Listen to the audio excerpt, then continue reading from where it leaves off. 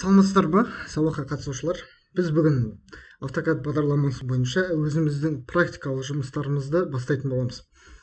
Практикалық жұмыстар сіздерге алдыңғы бірінші сабақтан бастап негізгі сабақтарды қайталау барысында соларды практика занятия ретінде жасау ұсынылған болатын. Бірақ та біз бүгін сол инструменттерді пайдаланып, қалай біз негізгі чертеждарды сызуға болатыны, сол туралы сіздерге ақпарат беретін боламын. Енді қараңыздар, бірінші біз қандай нелерді сызамыз осы практикалық жұмыс барысында 2D проектированияда. Соны көрсетейін. 2D проектированияда біз негізгі бір объектінің, яғни офисный объекті бар, сол объектінің негізгі планын сызатын боламыз. Яғни бұл жердегі план бұл негізгі колонналардың планы, яғни колонналар қалай, стена қалай құрылады, міне сол туралы өтілетін болады. Ал екіншісінде бұл жерде негізінен терезе және де есіктердің қойылуы, яғни блоктармен жұмыс жасау, динамикалық блоктармен, және де кішігірім мына блоктармен жұмыс жасау туралы, оларды редактировать етеміз, қалай редактировать етуге болады, сол туралы жұмыстар болады. Және де мына жерде негізгі лестница, яғни архитектурный план ретінде көрсетілген планды жасайтын боламыз сіздермен бірге. Алдымен біз бірінші негізгі колонналар тұрғызатын боламыз, яғни мына жердегі жап-жасыл, бұлар негізгі колонналар, яғни бүкіл зданияны ұстап тұратын негізгі железобетонный конструкция дейді. Железобетонный конструкция. Ал мына жердегілер міне. Так, мынау негізгі стена. Яғни стенаның бірінші қабаты ол кирпич, ал екінші қабаты утепление, үшінші қабатында не тұрады? Блок. Яғни пеноблок немесе газоблок тұруы мүмкін. Оны мына жерден көрген сіздерге ыңғайлы болады. Өйткені әр материал әртүрлі штриховкамен белгіленеді. Көрдіңіздер ғой. Енді қайтадан оралайық мына жаққа. Енді қараңыздар, қазір мен автокадқа кіретін боламын. Біріншіден, мен сіздерге нені бердім, соған тоқталайық. Қараңыздар, мен сіздерге негізгі осы PDF файлдарды жіберіп қоятын боламын, PDF форматтарда. Және сіздерге мен блоктарды жіберетін боламын. Бұл жерде негізінен блоктар тұр, қараңыздар. Мебельдердің блогы бар, және де негізгі сантехниканың блоктары бар, окна, двери, және де бұлардың бәрі динамикалық блоктар көбіне. Сіздер бұны осы практикалық занятияда да қолдансаңыздар болады, және одан кейін де қолдана берсеңіздер болады. Былайша айтқанда, сіздер бұны сохранить етсеңіздер өздеріңізде, яғни блок создать етіп, яғни белгілі бір библиотека блокқа жинасаңыздар, тогда бұл сіздерде жұмыс жасайтын болады. Сіздерде қала береді осы блоктар. Кейінгі болашақта да сіздер осымен жұмыс жасайтын боласыздар. Міне олар осы 3-4-еуі. Және де мен сіздерге шаблон жіберетін болам, дайын шаблон. Бұл жерде ештеңкені настраивать етудің қажеті жоқ. Яғни слойларға келетін болсаңыздар, барлық слойлар дайын. Яғни барлық слойлар негізгі қалыңдығы бойынша жасалынып қойылған. Яғни мен қазір соны аштым. Мен сіздерге алдыңғы сабақта көрсеткен болатынмын, қалай өздеріңіз жасаған негізгі слойлардың бәрін белгілі бір ретке келтіргеннен кейін қалай оны шаблондық чертеж қылып жасауға болатындығын мен сіздерге көрсеткен болатынмын. Оны сіздерге тағы да көрсетейін қазір. Менде қазір қараңыздар, сол шаблон ашылып тұр. Және де ішінде барлық нелер көрсетілген, слойлар. Және де фильтр жасалынған, 2D, 3D қолданылатын негізгі слойлар.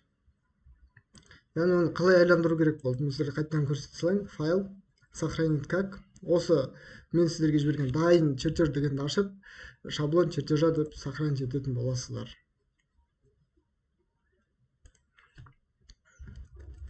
Сол дайын чертеж деп мен тағы сохранить етейін. Осында сіздерге ыңғайлы болу үшін дайын шаблон дейін. И окей. Окей, батырым, сохранить батырмасын басамыз. Керек емес, оны ештеңе. Окей, болды, сохранить етілді. Дайын шаблонда негізгі не жасалынады. Енді қараңыздар, біз жұмысымызды неден бастаймыз? Жұмыс бастамас бұрын мен сіздерге SPDS туралы айта кетейін. Ол менде мына жерде көрініп тұр. Бұл негізінен инструмент, автокадтың қосымша жүретін, негізінен строительдер, архитекторлар өте көп қолданылады. Яғни геодезистер бар, проектный документациямен жұмыс жасайтындар автокад бағдарламасы бойынша здание, объект, карьер, және басқа да басқа жүйелерде жұмыс жасайтындар негізгі SPDS-тің функцияларын қолданады. Яғни сіздер бұны қай жерден көшіресіздер? Интернетте, мысалға менде қазір 2019 жылғы версия ғой. Сіздер 2019 жылғы версияны тауып, сол жерден көшіретін боласыздар. Мысалға интернетте 2019 SPDS немесе 2018 SPDS деп тауып көшіріп көшірсеңіздер, ол автомат түрде сіздердің автокадтарыңызда ашылуы керек. Енді қараңыздар, бұл жерде біз нені пайдаланамыз? Мен енді солардың бәрін пайдалануды бастайын осы практикалық жұмыс барысында. Енді қараңыздар, мен бірінші кіремін. Бізде қараңыздар, белгілі бір ось тұр, көрдіңіздер ғой? Бұлардың бәрін егер қарапайым автокадтағы сызықтармен сызып отыратын болсақ, бізде көп уақыт кетіп қалуы мүмкін. Ол әрине көп уақыт кетіп қалады да ол кезде. Сондықтан ондай уақытты көп жібермеу үшін осы SPDS-тің функцияларын пайдаланатын боламыз қазір сіздермен бірге. Енді қараңыздар, оны былай жасап бастаймыз. Міне мен кірдім автокадқа қайта. Осы жерде қараңыздар, бізде массив координационных осей деген негізгі команда болуы мүмкін. Кейбіреулеріңізде массив осей, кейбіреулерде координационных осей деп айтылуы мүмкін, жазылып тұруы мүмкін. Ол версиясына байланысты, бірақ оның жұмыс атқаратын функциясы бәрі бірдей. Оған қорықпаңыздар. Мен сондықтан бірінші кіріп мына жерден слойды ауыстырып қойын, слойларды. Слойларға қойдым. Егер де мына жерге сіздер қойылмай қалуы мүмкін деп өздеріңіз сомневаться етсеңіздер, онда сіздер мына жаққа кіресіздер де екі рет бассаңыздар, мысалға осылай ауысады. Бұлардың бәрін біз өткен болатын сіздермен. Және де мен бұл жерге негізінде қазір ақ түсті қояйын қазірше. Болды, міне мен шықтым, қайттан SPDS-қа оралдым. Негізгі функцияны бастым. Қараңыздар, бізге не шығады? Бізге горизонтальный ось және вертикальный ось деген шығады. Енді біз чертежға кіретін боламыз. Қараңыздар, горизонтальный осьтар міне А, Б, В, Г, Д, Ж, З, К деген, яғни бұлардың бәрі әріппен белгіленіп тұр бізде, дұрыс па? Яғни олардың бәрі әріппен белгіленеді. Енді қараңыздар, А мен Б-ның арасы 1580, Б мен В-ның арасы 2900 миллиметр деп тұр. Көрдіңіздер ғой? Енді қараңыздар, осыларды біз қазір жазып шығатын боламыз. Негізгі біздің таблицамызға. Міне кірдік. Және де сіздерге ыңғайлы болу үшін осылай бір папка ашып қойыңыздар. Немесе кеңесім лучше бір параққа жазып алғандарыңыз дұрыс деп ойлаймын мен ойымша. Қазір қараңыздар, мен уже бастаймын.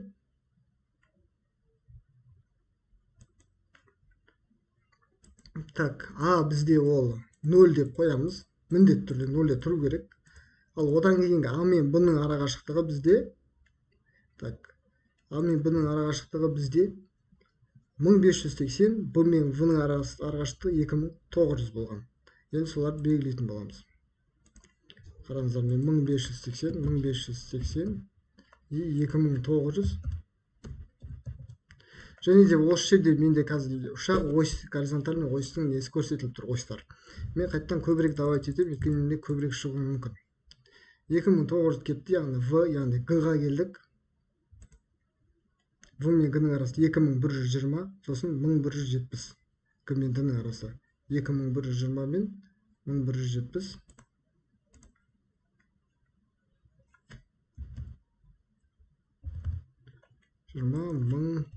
1170. Д-ға келдік, яғни Д мен Г-ның арасы. Яғни арғатай қарастырайық. 1170, 700, 2500, 700, 2500. Енді қазір Ж мен И-дің арасын жазуымыз керек. 2500, 3170 пен 1400. 3170 пен 1400. Ал қалғандары бізге керек емес, біз оларды удалить етеміз. Белгілесек, мысалы, бір жерін бассақ болды, сосын удалить басатын болсақ, ол ось бізде жоғалып кетеді. Енді қараңыздар, енді мен дәл сол сияқты бірақ вертикальный осьтарды жасаймын. Кайдадан кішкене көбірек добавить ететін боламын. Енді қараймын бағанағы чертежыма. 1 мен 2-ның арасы 2153 миллиметр. Так, мен қайттан 2153 4803.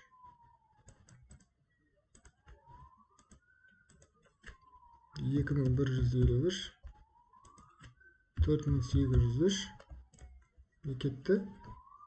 Қайттан қараймыз ары қарай. 6700 4100 6700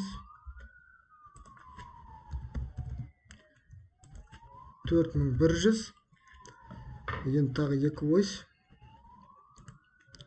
4100 3900 мен 7800 3900 7800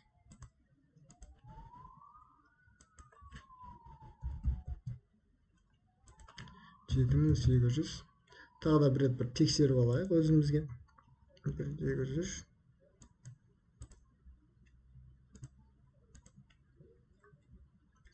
негізінен бәрі дұрыс. Горизонтальный осьтар да дұрыс бізде. Енді осы жерде окей батырмасын басамыз.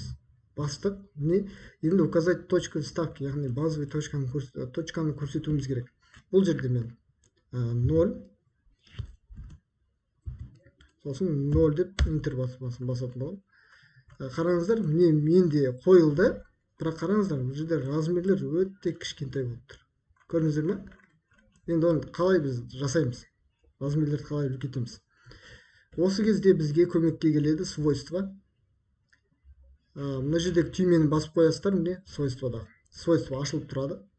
Көрдіңіздер ғой? Басамыз да біз қандай масштабқа дейін үлкейтуіміз керек? Яғни көзге көрінетіндей негізгі масштабты қоятын боламын мен қазір. Масштаб мысалға 100 деймін. 100-ге ауыстырғанда қараңыздар, міне бізде негізгі масштаб бойынша тұрғызылды. Негізгі біздің элементтеріміз. SPDS деген, яғни бізге жұмыс жасауға өте ыңғайлы нені жасап береді. Бүкіл функцияларды жасап беруге ыңғайлы, осындай осьтерді тұрғызуға ыңғайлы. Яғни сіздер бұл осы негізгі бір ғана функциясының өзімен жұмыс істеу арқылы осындай пландардың негізгі осьін тұрғыза аласыздар. Енді қараңыздар. Енді чертежімізді жасауды бастайық. Енді кіреміз, қараңыздар. Бірінші мен жасайтыным олар бұл жердегі жасыл заливкада, яғни жасыл бояуда тұрған, бұлар негізі несущие стены дейді. Яғни железобетонный конструкция, яғни бетон, ұстап тұрушы бетондар. Яғни бұларды қалай жасап бастаймыз? Бұларды жасау үшін мен сіздерге қазір көрсетемін. Мультилиния деген функция қолданылатын болады. Мультилиния деген қазір бірінші размерін қараңыздар.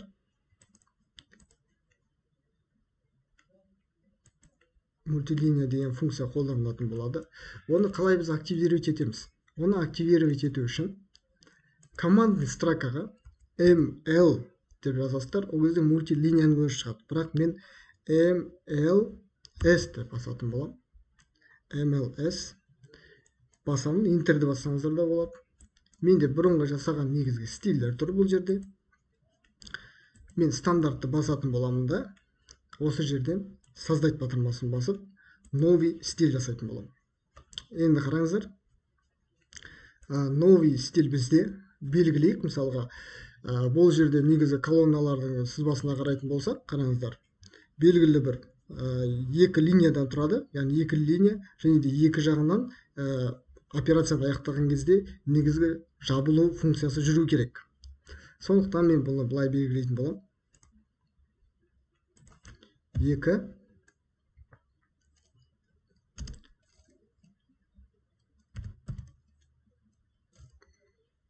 ML деп жай ғана белгілейтін боламын. Бірақ та бұл жерде бізге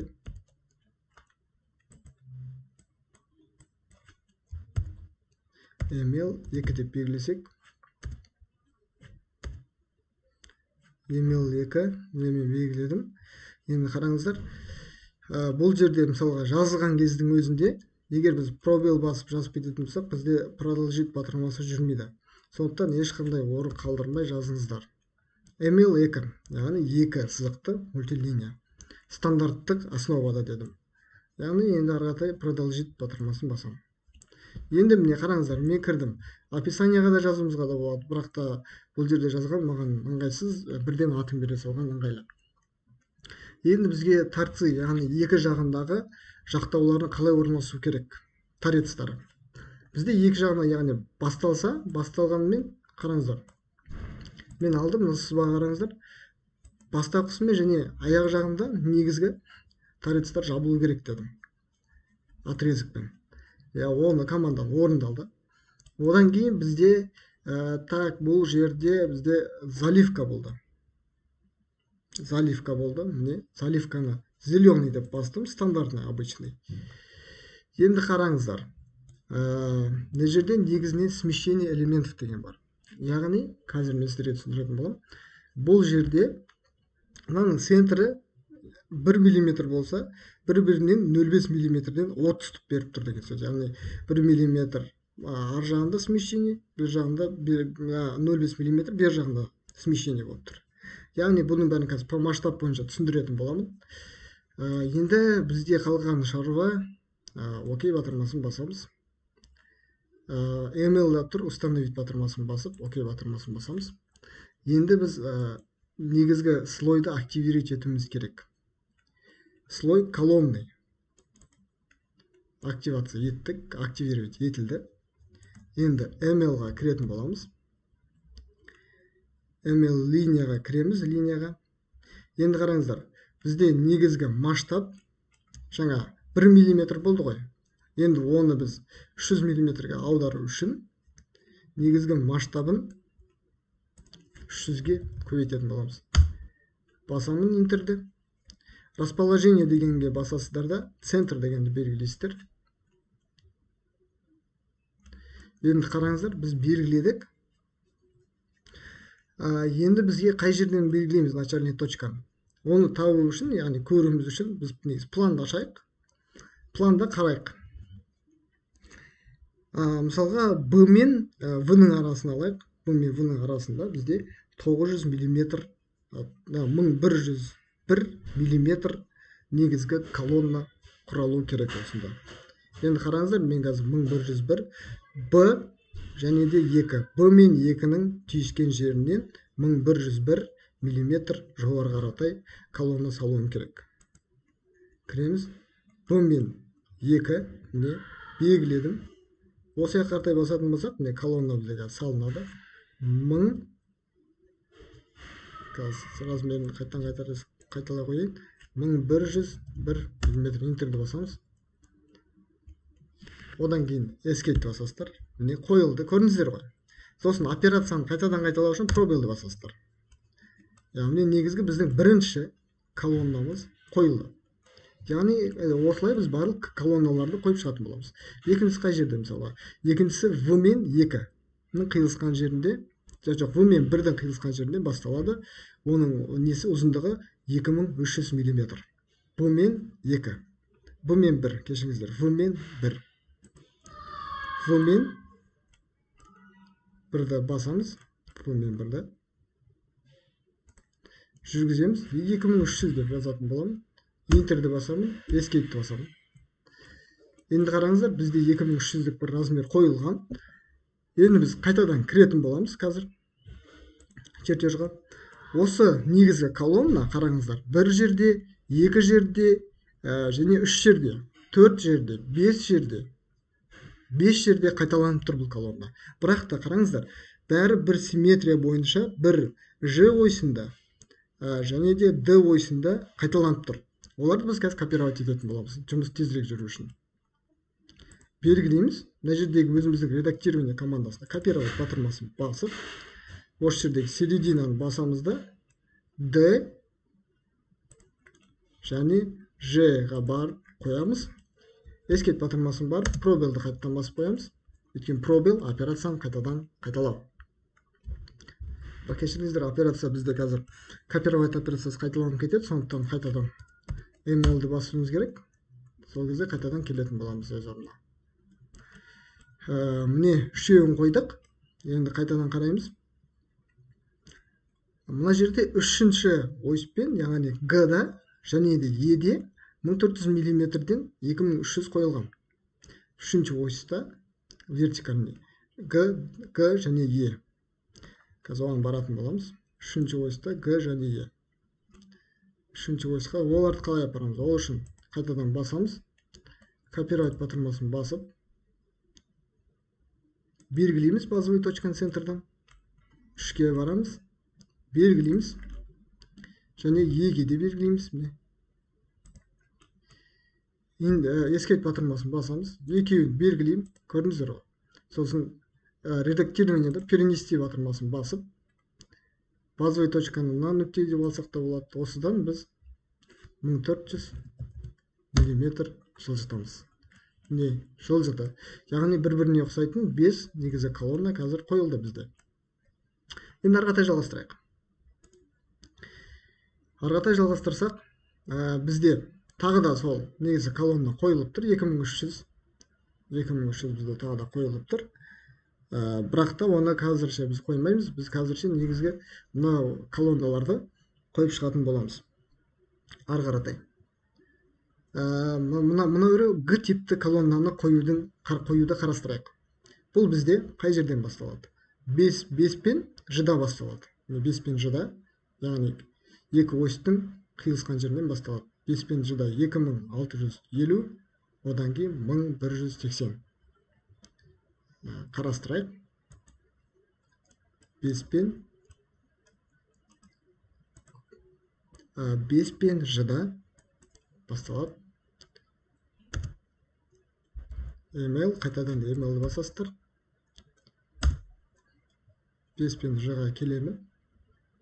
Белгілеймін. 2000 бастым. Қайттан бір уточнить етемін. 2650. Enter. Одан кейін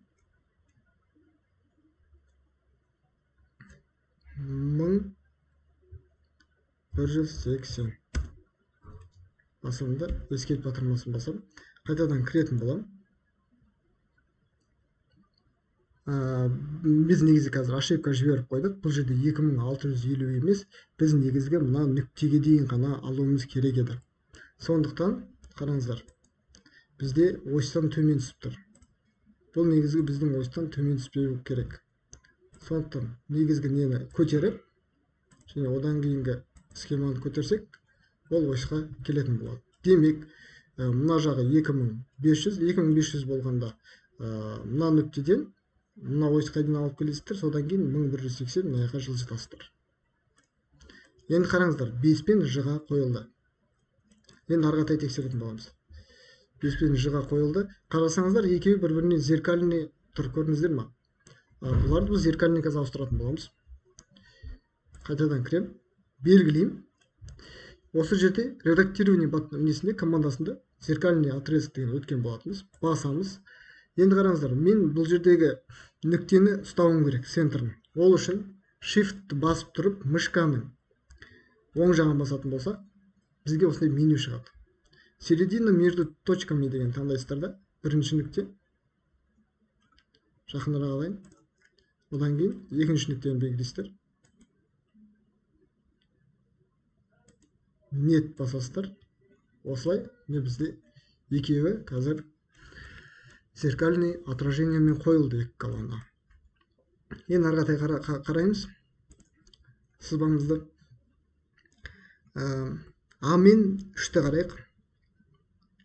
А мен 3. 1580-ге 1100-ді қосатын болсақ, 2680 болады. Бұл жерде 2680 болу керек. Яғни А мен 3-тен.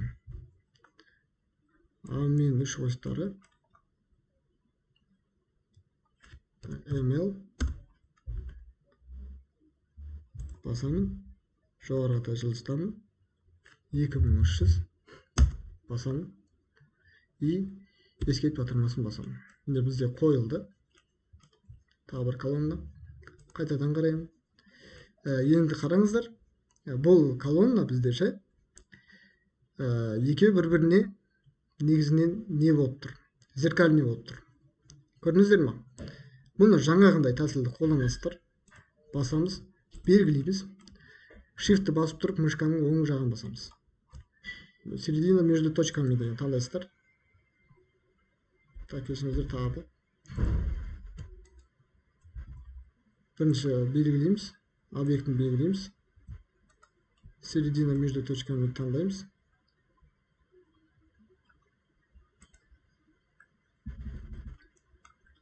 Жоқ, қараңыздар қазір міне. Алдымен белгілейміз, сосын зеркальное отражение таңдаймыз да. Середина между точками деген таңдаймыз. Басамыз, сосын екіншісін басамыз. Егер бүйтіп алып келіп қоятын болсақ, нет дейміз, осы кезде бізде қойылды. Яғни ол 4 пен Б осьтарының қиылысы. Қайттан тексеремін. 4 пен Б қойылды. Енді қараңыздар. 5 пен 4-ші осьта дәл солай қойылады. Көрдіңіздер ғой? Бұны да біз дәл солай қазір зеркальдеп ететін боламыз. Белгілейміз. Зеркальный командасын басамыз.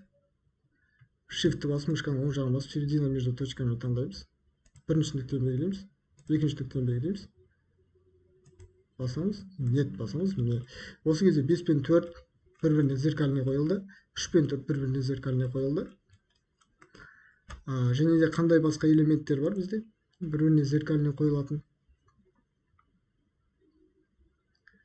Және бұл жерде басқа негізгі элементтер жоқ. Үстінде негізгі элемент бар бізде. 1700 де ол бізде қараңыздар 3 пен И осында немесе 3 пен К. 3 пен К осына барамыз. 3 пен К. ML, Enter басамыз. 3 пен К-ға кіреміз. 1700, Enter, Escape. Қайтадан белгілейміз. Осы нені белгілейміз бірінші? Кешіңіздер, мынау біздің колоннаны қайтадан көреміз. Қай оськпен? 4 пен К осына зеркальный жасауымыз керек. Зеркальный батырмасын басамыз. Середина между точками таңдаймыз. Бірінші нүкте, екінші нүкте қойылды. Нет батырмасын басамыз. Міне осылай біздің тағы бір колоннамыз қойылды. Тағы да біз зеркальный болуы мүмкін. Онда қараймыз. Бұл жерде зеркальный жоқ, бірақ та біз бұларды копировать етсек болады. Ол өлшем бізден негізінен 875 пен бұдан 1700-ді беріп тұр, және одан кейінгіде 1700-ді беріп тұр. Яғни біз қазір оны қоятын боламыз. Осында И осымен 6-7-ші осьтардың қиылысында. Қайтадан кіреміз. Белгілейміз. Копировать батырмасын басамыз. Белгілейміз. И осін барамыз. 6 и 7-ші осьтар. Белгіледік. Қазір қараңыздар, бізде қазір ауыстыру болу керек кішкене. Осы жерден 825-ке жоғарыға шығуымыз керек. Жылжытуымыз керек. Белгілеймін. Переместить батырмасын басам. Базовый точканы белгілеймін да. 825 деген цифрден Enter'ді басатын болам. Міне осы арқылы біздің екі негізгі колоннамыз қойылды. Қайтадан кіретін болам. Енді қараңыздар. Бізде бұл жерде кейбіреулерінің мысалға размерлері қойылмаған. Бірақ та бұларды біз негізінен қазір 2300 деп алып қоя береміз. Мысалға мына размердің негізгі биіктігі көрінбеген, яғни қойылмаған. Бұл бізде V мен 7-ші осьте тұр, 2700. V мен 7-ші ось. Тағы да ML басамыз. V мен 7-ші осьқа барамыз. Жоғарыға таяқ көтереміз. 2300 болу керек. 2300 қойылды. 2300 қойылды. Одан кейін мына жерде қараңыздар, 6 мен A-ның қиылысында бізде 4780 тік биіктікке орналасқан негізі колонна тұр. 4780. Соны қоятын боламыз. А мен 6-да басталады. Email'ді басам, интерді басам. А мен 6. 4780. Интер, escape. Қойылды. Осылай осылардың бәрін мен сіздерге қазір асықпай көрсетіп жатырмын. Осылай қойып шығатын боласыздар бәрін. Және одан кейін бізде кейінгі ось мына екеуі қойылды. Так, мына жердегі негізгі ось бізде қойылған жоқ. Бұл негізінен 1101, бірақ и ойсынан басталады. И мен 2. 1101. Email'ді басасыздар. Интерді басасыздар. 1101. Мың жағын басы вывод командасын бассаңыздар болады. Бұлай қазір колонналарды қойып болдық. Қалғандары бірақ баршылық. Үшеуі қойылды. Және де қойылмаған осы центрдағы қойылмады бізде 2300 төртінші ось пен Е ойсы. Төртінші ось пен Е ойсы. Төртінші ось пен 2300.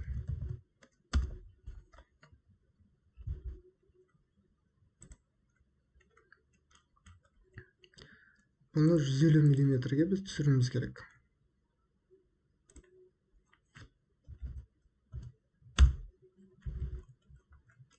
Так, бұл колонна қойылды. Так, колонналар тағы бір рет қарап шығайын.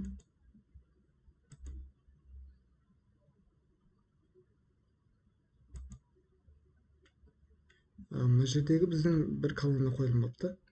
Соны тексерейік. Бұл бізде Е ойсынан Е мен 7-де 1329. Е мен 7.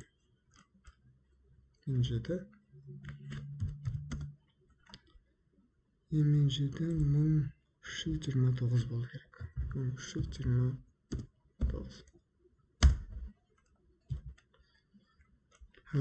Негізінен бізде қазір колонналар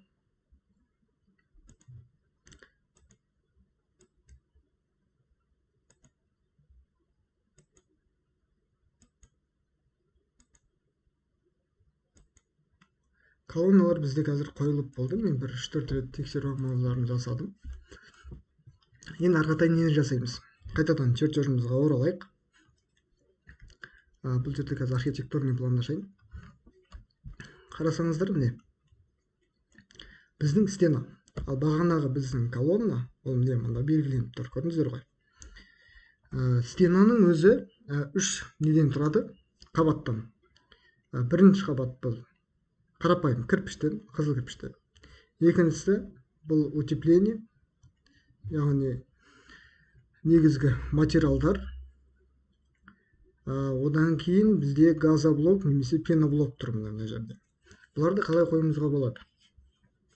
Біз бұларды тағы да осы негізінен мультилиния арқылы жасауымызға болады. Ол үшін қайтадан кіремін. Бірақ негізгі размерлерін айта кетейін. Біздегі центр, яғни ось жүріп жатқан нүкте, ол бізде центр 0 нүктесі. Одан оңға қаратай минус 200 болады мына жері. Ал мына жақ бізде 100 мм болады утепление. 120 мм бізде кірпіштің размері болады. Енді соларды орналастыратын боламыз. Қайтадан автокад бағдарламасына кіріп, осы жерден MLS деп басатын боламыз. Стильға кіреміз. Создать, стандартқа создать етеміз. азайт батырмасын басамыз. Бұл жерде мен ML 3 деп басатын боламын. Продолжить батырмасын басамын. Қараңыздар, бізге негізгі нелер керек емес, бізде отрезок болып қалған дұрыс екі жағда. Және де негізгі заливка алынып кетті, өйткені біз стандарттың негізінде жасап жатырмыз. Енді біз добавить етуіміз керек негізгі цифрларды. Бұл жерде бағана мен айттым 120, 100, яғни ол жерде 220 мм болу керек. 220 мм қазір. Екіншісі 100 мм, яғни 0-ден қашықтығы бұл жерде 100 мм. Одан кейінгі бізде 0, одан кейінгі бізде минус 200 мм. Енді қазір қарайтын болсақ, бізде негізінен мынандай типтағы линия шықты. Яғни бұл астыдағы линия, бұл негізгі пеноблоктікі, немесе газоблоктікі, ортадағы утепление және сырттағы бұл кірпіштікі. Қызыл кірпіш немесе басқа кірпіш болуы мүмкін. Енді осы жерге мен қазір окей батырмасын басатын боламын.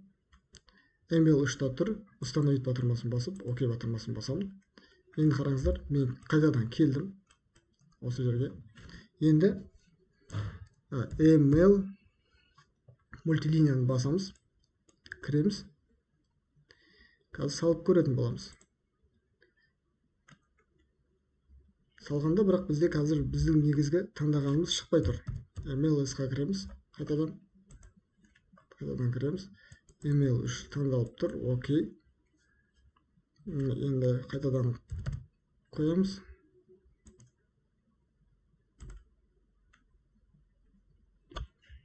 Так, ML линия. Так, мына жерге біз белгілейтін боламыз. Масштаб бізде 1.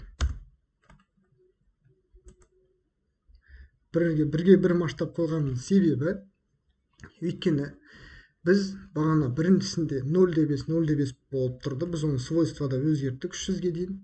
Ал қазір біз бұны сол масштабының өзінде 200-ден бердік. Демек, біз бұл жақтағы масштабымыз 1/1 болып қалуы керек. Мына положениеміз дұрыс емес. Қазір қайтадан ML-ді басатын болады. Енді чертежға кіретін боламыз. Чертежға қарайсыздар. Осы жерде, так, біз мына нүктеден бастайық. B мен 2 нүктесі, қиылысының нүктесінен. B мен 2 осы жерден басталады да негізгі мына жерге дейін ғана жалғасады, яғни 3-ке дейін. Ал қалған жерде біз 2 слойный стена кетеді. Көрдіңіздер ғой? Бірінші осы жерге дейін ғана жасаймыз. Яғни бұл жерде 3 слойлы стена немесе 2 слойлы стена болуы мүмкін.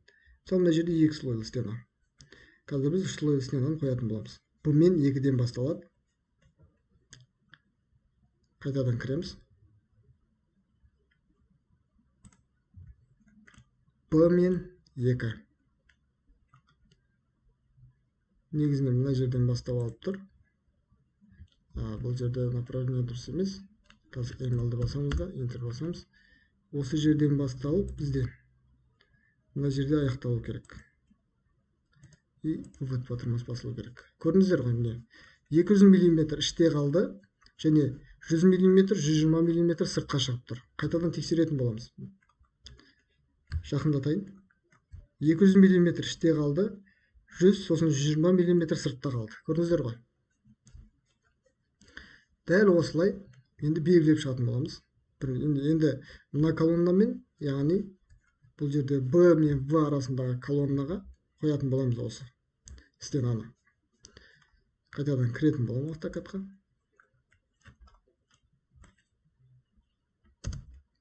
Пробелді басатын боламын. Осы жерден мысалға белгілеймін. Және басамын. Enter. Сосын Escape басатын боламын. Міне қойылды стена. Қазірше қойылып жатыр. Яғни осылай қайтадан қошап қойып шығатын боламыз. Тағы да көз жеткізіп отыру керек. Бұл жерде 3 қабатты негізгі стена орналасқан. Ал үстінде мұның 2 қабатты орналасқан. Біз қазірше 3 қабатты қоя беретін боламыз. Және мына жерде орналасқан осы аралықта Осы екі колоннаның арасында үш қабатты негізгі стена орналасқан. Қайтадан кіреміз автокадқа. Так, уточнить етейін. Бірінші, екінші, үшінші колоннаға дейін біз қазір толыққанды үш нүктелі нені алуымыз керек. Кіреміз қайтадан. Жүретін боламыз. Қоямыз. Окей. Қайтадан қараймын. Мына колонна мен мына колоннаның арасы. Және де мына колонна мен келесі колоннаның арасы. Қоятын боламын. Автокадқа кірем. Пробелді басам. Белгілеймін.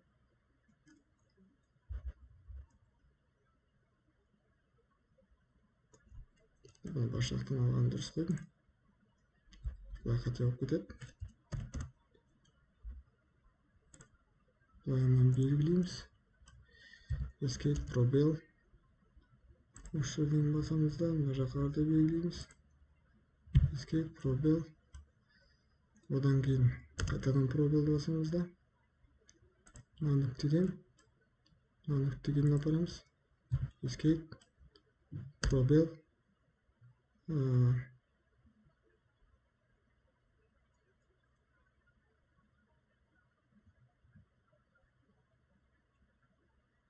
Так, зависимосттарын менде зависимосттарын реттеуім керекпін. Пересечениені алып тастауым керекпін, сызаттап тастауым керекпін. Emailді басып.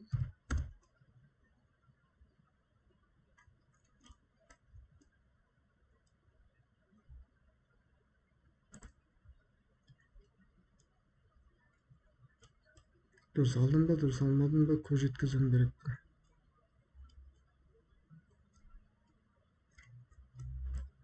Бұл жерден менде линия дұрыс алынбаған. Қайтадан басамын. Енді зависимості орындалды. Барамын, қайтадан қоямын.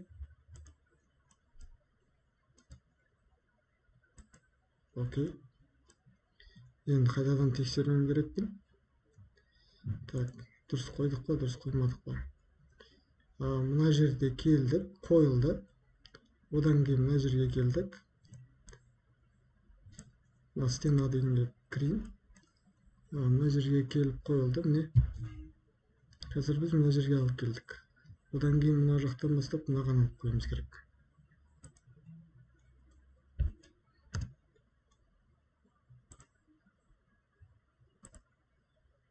Escape, пробел.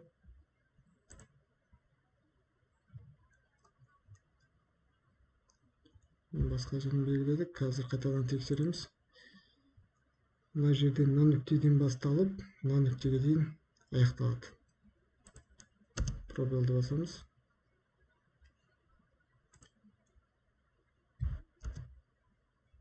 Белгілейміз. Жалғасып. Белгілейміз. Осы жерде тағы да бір рет тексеріп шығатын боламыз.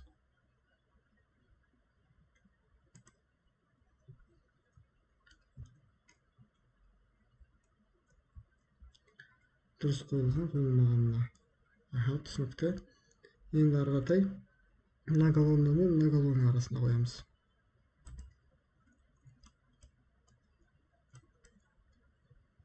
Пробел басылады қайтадан. Қайтадан белгілейміз.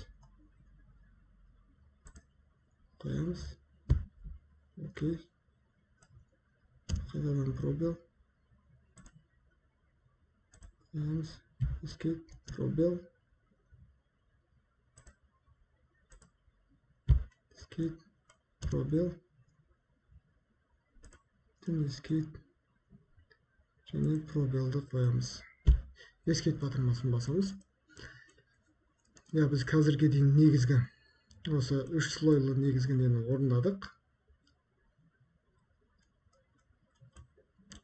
Үш слойлы негізгі қойылу тәсілін қарадық. Мына жерде бізде негізгі қателік орын алған. Қайтадан біз қазір өшіремін мен. Emailді басамын, пробелді басамын.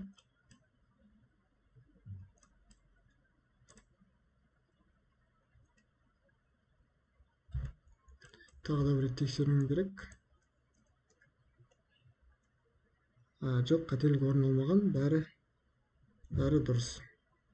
Voice бойынша жылжыған. Так, emailді қайта басамын да, пробелді басатын боламын.